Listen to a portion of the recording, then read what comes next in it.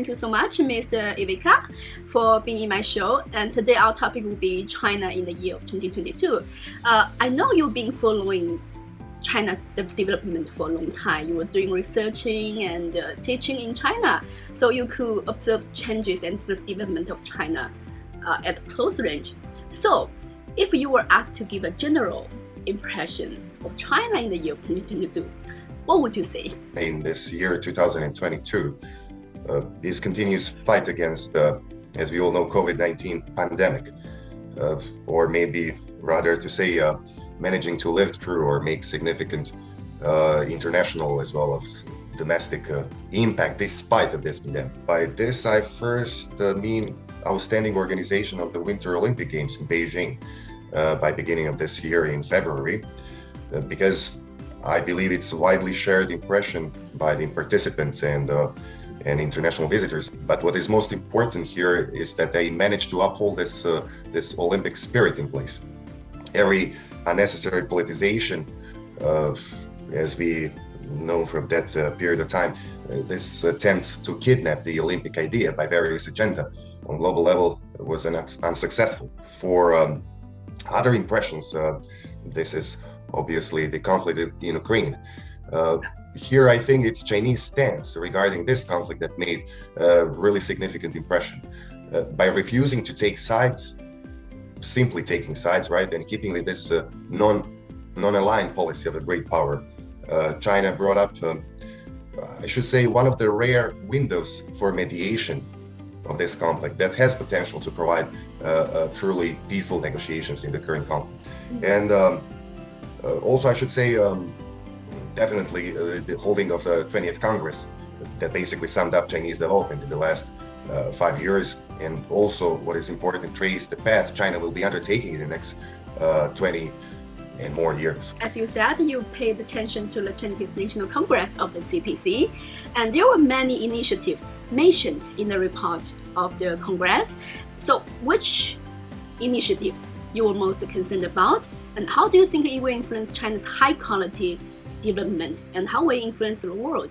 I think the most important and the most novel thing that actually was inaugurated in a report given by the General Secretary Xi Jinping on the 20th Congress is definitely this 中国式现代化. This is definitely one of the far-reaching points made on the Congress. It is closely related to the long-term plan of building these foundations for socialist modernization, and also building a strong, modern socialist state of harmonious society. Also, let me just point out that there are new initiatives of global security and global development that closely resonate to the principles of Chinese foreign policy and are particularly responsive to the current global security, energy, supply chain, or other crises. I must say also one important thing, the most important message given to the outside world, that China will keep open door to international cooperation, to trade exchanges and so on. So I think this is one of the most important messages that the world had received after this 20th Congress. You just mentioned the International Security Initiative and International Development Initiative. So how do you see the significance of this initiative for China's foreign contact? And how do you think it will promote the regional and global security and development?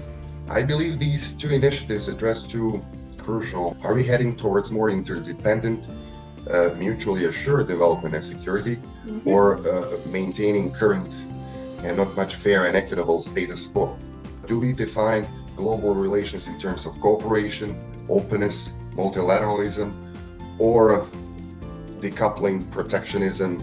So in such circumstances, one should pay attention to those issues that are more screened off the radar, but are important in building responsibility for a global world. Because every time the crisis and confrontation knocks on the door, the weakest and the poorest are to pay the heftiest price. And in the current food, energy, and all other interconnected crises, therefore the emphasis given by these two initiatives for global security and development is important in a current global world. And also, I think it's also important to mention it will help China to position itself as an international actor, consistently and unswervingly being committed to global interest and common development and shared security.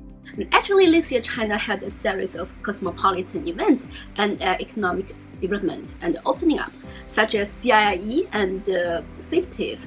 So what are expectations or opinions on China's further opening up after the 20th National Congress of the CPC? You have mentioned those important events, but let's not just stop on that. China also played an important role in recent BRICS meetings, ASEAN meeting, in the Pacific Cooperation Framework.